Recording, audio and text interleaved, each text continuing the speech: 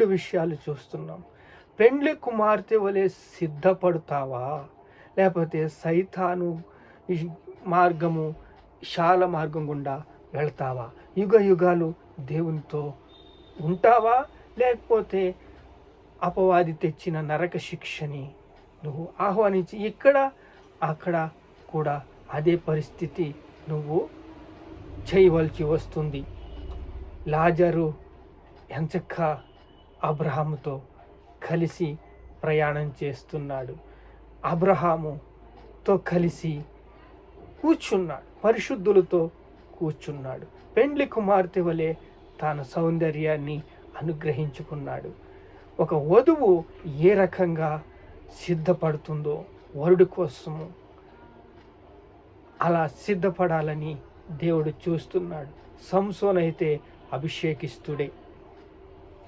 తాను ఒక గురి కనుకు ఆ సంసోను ప్రత్యక్షించబడ్డాడు. ప్రేమలో పడ్డాడు, నిండా మునిగిపోయాడు, వ్యభిచారం చేశాడు, శరీరానికి కనెక్ట్ అయిపోయాడు, వ్యభిచారం చేసి. చూడండి, సారాయి తాగేవాళ్ళు ఫస్ట్ బీర్ నుంచి మొదలు పెడతారు. అలా అలా అలా క్రమేణంగా దొంగతనానికి, నాశనానికి, హత్యకి వచ్చినట్టు వారు నాశన మార్గం గుండా వెళ్ళిపోతారు.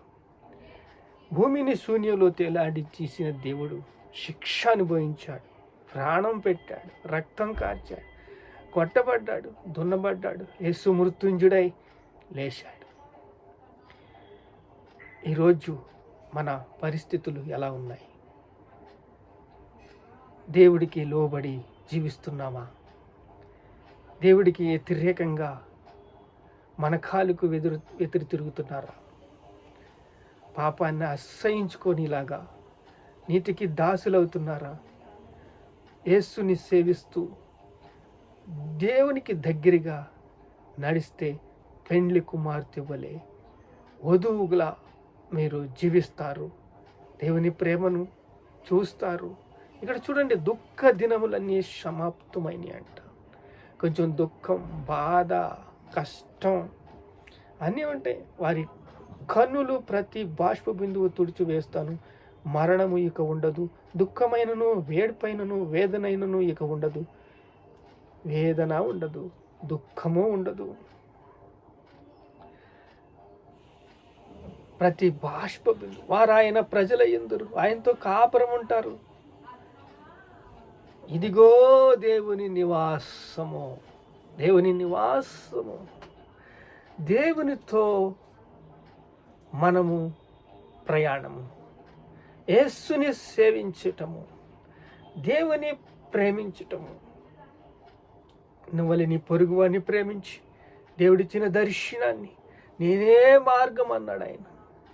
ఆయన మార్గం గుండా మనం నడిచినట్లయితే దేవుడు మనల్ని ప్రేమించి ప్రభువే దేవుడుగా, వెలుగు కాంతిగా, యుగ యుగాలు రాజ్య పరిపాలనగా చేస్తారు.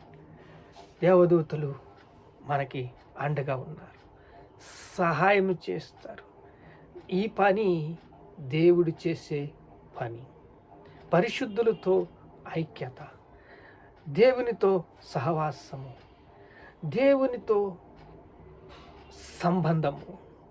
మనము ఇరుకు మార్గం గుండా వెళ్ళాలి అంటే మనం లాజారు చాలా ఇబ్బందులు పాల్పడ్డాడు. అయితే సంసోన్ అయితే పాపంలో పడిపోయాడు. పాపంలో పడిపోయిన వాడు ప్రార్థన చేయలేడు. లోతు జీవితాన్ని చూడండి. దేవదూతలు కాపాడారు, దేవదూతలు రక్షించారు. కానీ తన భార్య ఏమో పెరాశతో ఉప్పు స్తంభం అయిపోయింది. తాను ఎప్పుడైతే మాద్యము సేవించేలాగా తన జీవితాన్ని పాపానికి అప్పగించుకున్నాడు, తను గెపితి లేకుండా తాగుతూ పట్టాడు, కోమలోకి వెళ్ళేలాగా తాగుతూ పట్టాడు. తను ఏం చేస్తున్నాడో తనకి తెలియని పరిస్థితులు లోకానికి శాపం తీసుకొచ్చి పెట్టాడు.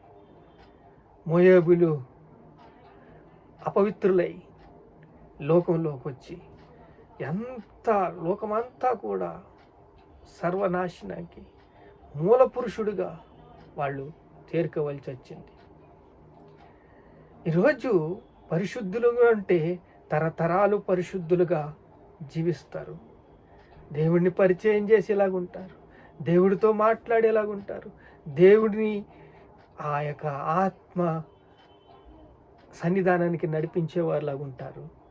అదే లోతు జీవితము, లోతు కుటుంబము, పెద్ద కుమార్తె పిల్లలు, చిన్న కుమార్తె పిల్లలు ఏ రకంగా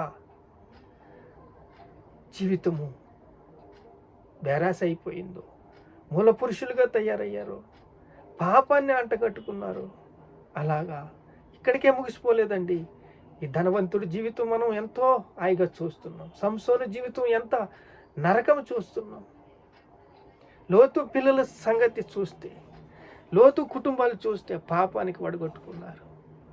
అలా పరిశుద్ధులతో కలిసి ఒక దావీదు జీవితం పరలోకంలో ఎంత ఆనందంగా ఉంది, ఎంత సంతోషంగా ఉంది, ఎంత నెమ్మదిగా ఉంది. ఇక యేసేపు జీవితం ఎలా ఉంది, అలాగా పిల్లలు తరాలు చూసి ప్రార్థించేవారిలాగా ఉండాలని, విన్నవించుకునేవారిలాగా ఉండాలని. సమాధి దగ్గర యేసు లెగిసి తిరిగి అక్కడ లేడాయన లేచి ఉన్నాడు. ప్రవచనాలు చెప్పిని, గబ్రియేల్ దూత చెప్పింది, ఇంతమంది చెప్పారు, బైబిల్ చెప్తుంది. ఈ బైబిల్ని మనము జాగ్రత్తగా పరిశీలించినట్లయితే, దేవుని మాటలు మనం విచక్షణంగా జ్ఞానంగా ముందుకు నడిపించుకున్నట్లయితే, మన హృదయంలో తలపోసుకున్నట్లయితే, 21వ అధ్యాయంలో ప్రకటన గ్రంథంలో పెండ్లి కుమార్తె వలె మీరు మార్పు పొందాలని దేవుడు ఆశిస్తున్నాడు. దేవుడు ఆశిస్తున్నట్లు మనం జీవిద్దామా? ప్రార్థన చేసుకుందామా? మహాపరిశుద్ధుడైన తండ్రి, జీవంగల దేవా, ఒక లోతు జీవితం చూశాం, నరక ప్రాయమైపోయింది ప్రభా.